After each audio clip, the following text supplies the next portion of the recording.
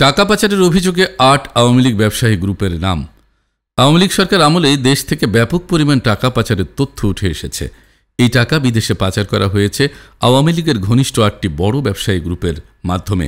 গ্রুপগুলো হল Summit group, Gemcon group, S Alam group, Sikder group, Orion group, Aramit group, Nassa group, Beximco group.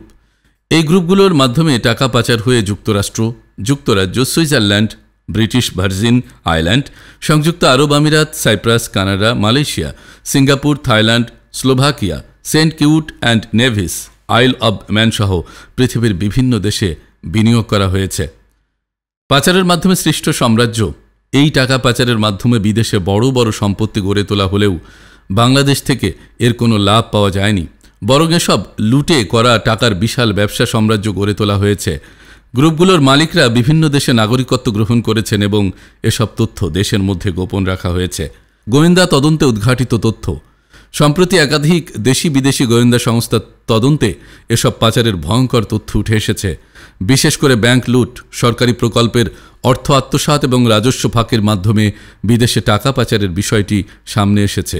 এছাড়াও বেশ কয়েকটি অন্য গ্রুপের নামে টাকা পাচারের তথ্য পাওয়া গেছে, যা নিয়ে বিশদ তদন্ত চলছে। সরকারের পক্ষ থেকে এসব তদন্ত উদ্ধারে আইনি পদক্ষেপ নেওয়া হয়েছে।